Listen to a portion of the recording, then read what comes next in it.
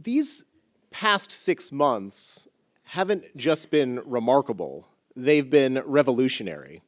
And nowhere is that more visible than in the collapse of the legacy media's stranglehold on American journalism.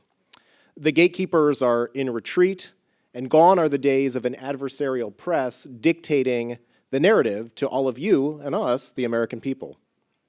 And taking their place are a new and emboldened legion of media outlets, including the Daily Signal and Blaze Media, social media influencers, and just about anyone who has a smartphone and an internet connection.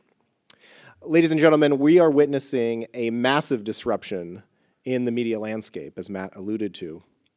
It's a beautiful thing for somebody like me to watch, who spent my entire career in media, and it's a hopeful sign that after years of playing defense, that we are finally on offense and winning. Now, many of these changes happening today would be unthinkable prior to President Trump's return to the White House in January.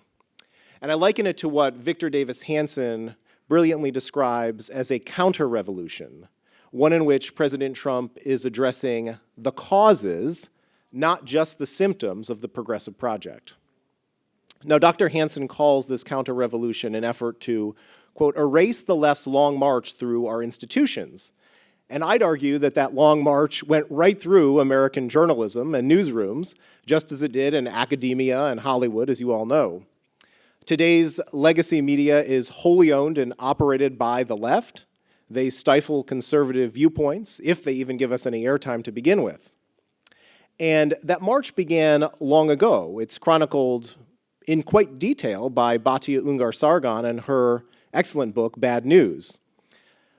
It might be hard to believe now, but newsrooms were at one time staffed by blue-collar workers who lived among those they actually covered. They focused on stories of interest to their communities, not just the affluent and the elite. But as we saw over the course of the 20th century, American journalism changed for the worse. It became a profession, one that catered to primarily liberals and advanced woke ideas. Reporters and editors who might have in the past entered the workforce with just a high school degree, which was perfectly acceptable, were replaced by esteemed journalists who came from elite Ivy League institutions. And as they rose through the ranks of newsrooms, they hired their friends and others who thought just like them. And those working class journalists were weeded out in favor of people with degrees from Columbia Journalism School or Medill. Those journalism schools that at one time existed to teach students the trade became indoctrination factories for impressionable young minds. Now, I have some personal experience with this, and I know firsthand, witnessing in my own experience in college as a journalism major, because as a freshman, my intro to journalism professor began the very first class by advocating for an activist form of journalism, one that supported left-wing causes, of course. And it was a familiar pattern throughout my entire 4 years in journalism school.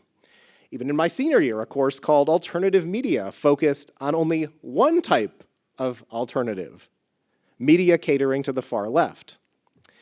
The message was clear that if you think like one of us, you'll be rewarded with a successful career.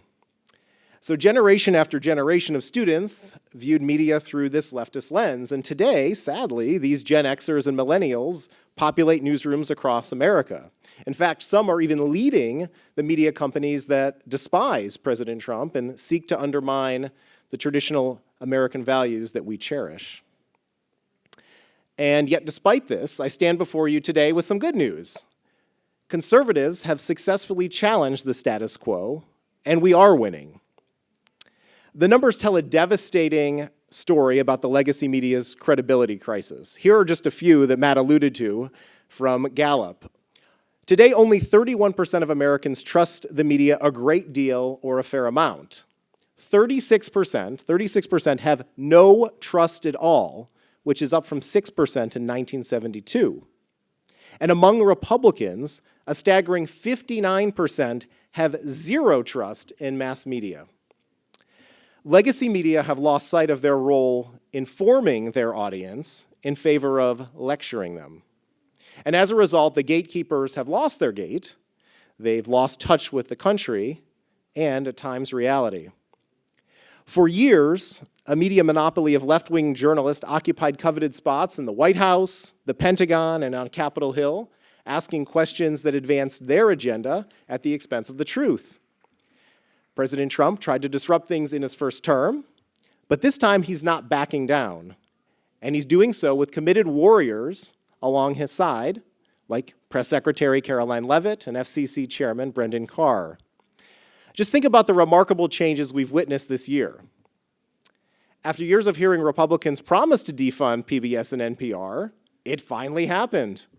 The nearly 60-year-old Corporation for Public Broadcasting, funded with your tax dollars, announced that it was shutting down. The long-troubled U.S. Agency for Global Media, which is supposed to support freedom and democracy, but instead undermined American values on numerous occasions, is a shell of its former self. And as a result of just those changes, the government finally exited the media business. In the private sector, there's even more. The counter-revolution is bringing changes unimaginable a year ago. Stephen Colbert, the late-night host who spews nothing but hatred for President Trump, will soon be without a job after CBS canceled his show and permanently ended The Late Show. CBS's new parent, Skydance, made several eye-catching promises in its bid to merge with Paramount. These were just a few that were outlined in letters sent to Chairman Carr in July. First, it would undertake a comprehensive review of CBS. It would ensure that CBS's reporting is fair, unbiased, and fact-based. 3, it would recognize the importance of unbiased journalism. 4, it would eliminate DEI initiatives. 5, it would commit to a diverse array of viewpoints. 6, it would feature viewpoints from across the political and ideological spectrum. And finally, it would hire an ombudsman for 2 years. Now, it's going to be up to all of us and all of you to ensure that these promises are actually fulfilled, but it's still a remarkable admission for Skydance to put in writing. At MSNBC, Joy Reid lost her job. Rachel Maddow railed at her employer and then lost her staff to layoffs. Lester Holt announced that he was retiring as the anchor of NBC Nightly News. Over at ABC, Terry Moran went on a social media rant about Stephen Miller and then found himself without a job. He then turned around and accused the network of failing the American people for not attacking President Trump more vigorously. Jeff Bezos said the Washington Post editorial page would focus on personal liberties and free markets, which prompted its editor, David Shipley, to quit on the spot. The Post reportedly lost 75,000 subscribers over that one change alone. A few months later, the notorious Washington Post fact-checker Glenn Kessler left the paper along with a dozen other longtime employees. The Associated Press was barred from the Oval Office in Air Force One over its politicized style book and its refusal to call the Gulf of America by its proper name. The Pentagon replaced NBC News, the New York Times, NPR, and Politico in its press corridor with the New York Post, Breitbart, One America News, and Huffington Post. On the flip side, Google's YouTube TV signed a multi-year deal to carry OAN. Newsmax started trading on the New York Stock Exchange in March. Fox News acquired Red Seat Ventures, which represents Tucker Carlson and other popular conservative hosts.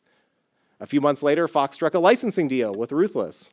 I could go on and on with all of these changes that we're witnessing in real time, but I'll end my list with this, perhaps the most surprising news of all.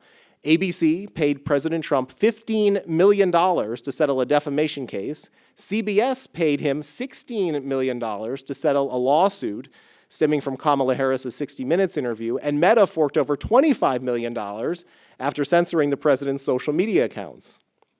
You're now hearing cries of self-censorship, complaints of a fascist takeover, comparisons to Kremlin suppression. But the truth is simpler. They're losing their power, and they can't stand it. So, how did it happen? Well, first, I think it's important to give credit to our conservative forefathers, because without visionaries like William F. Buckley at National Review or M. Stanton Evans at the National Journalism Center, we wouldn't have the infrastructure or the talent to challenge the left. And without Rush Limbaugh starting his talk radio show in the 1990s, or Heritage President Ed Fulner helping to launch Town Hall in the 1990s, or countless bloggers charting new frontiers in the 2000s, we wouldn't be nearly as persuasive or influential as we are today. But it took a fighter like Donald Trump to actually shake the establishment to its core. And what Trump represents and what we in conservative media represent is that counter-revolution to restore some normalcy and bring the country back from the far-left fringe. It's a return to common sense. Let me rewind to the 2024 presidential campaign for just a moment, because what you saw there was Donald Trump set the tone for what you're seeing now. He skipped traditional stops like 60 Minutes that presidential candidates were expected to do, and instead he spent time golfing with Bryson DeChambeau or hanging out with Andrew Schultz, Theo Vaughn, Logan Paul, and the guys from the All In podcast. And let's not forget the granddaddy of them all, Joe Rogan, whose interview with Trump now sits at 60 million views on YouTube alone. Trump did 14 of these podcast interviews during the campaign, racking up 124 million views by Election Day. Now, by contrast, Kamala Harris did a grand total of 5 for 4 million views. Trump bypassed all of those gatekeepers and spoke directly to the American people, and they couldn't distort his answers or splice his sound bites or manipulate his words. And so what happened? Americans saw a different side of Trump. Today, we are living in a totally different world, and it's a moment that conservative media has been waiting for. The entire ecosystem of conservative outlets is challenging legacy media monopolies and shaping the narrative in Washington, D.C. and beyond. And Matt, we might not have our own playbook quite yet, but I think we're on the road to getting it. A few years ago, the White House Correspondents Association changed its membership rules to exclude outlets, including the Daily Signal. And then a few years after that, Joe Biden's White House revoked the credentials of 442 reporters, including our correspondent. Contrast that with the Trump White House and what Caroline Leavitt is doing today. She added a new media seat that's featured a wide range of individuals who would have never found themselves in the White House press briefing room under a different president. On this very day, just a few blocks from here, my Daily Signal colleague Elizabeth Mitchell is serving as the White House pool reporter. Last week, she accompanied Vice President J.D. Vance on his trip to Wisconsin on Air Force Two, and she asked President Trump 2 questions at his cabinet meeting. White House Wire, an official government website and email newsletter from the Trump administration, it curates stories on a daily basis. It regularly features stories from Breitbart, The Washington Times, Daily Wire, Daily Caller, Daily Signal, Washington Examiner, Blaze Media, all of which, in the month of July, scored more links than the venerable New York Times, Associated Press, Bloomberg, Washington Post, and the Wall Street Journal. Now, this democratization of news means that Americans no longer have to depend on the elites in Manhattan and Washington to set the agenda. Today, information flows rapidly on social media. It's unfiltered by all of those traditional gatekeepers, and ordinary citizens like all of you, with your smartphones, can capture news and share newsworthy events with your followers faster than many traditional reporters can. Each of you is part of this larger counter-revolution.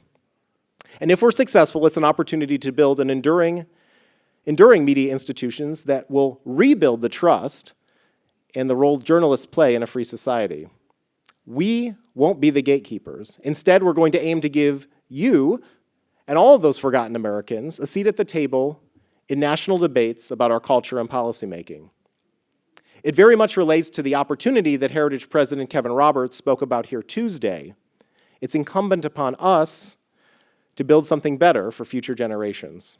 And so in conclusion, I want to share 3 practical steps with all of you. First, become citizen journalists yourself.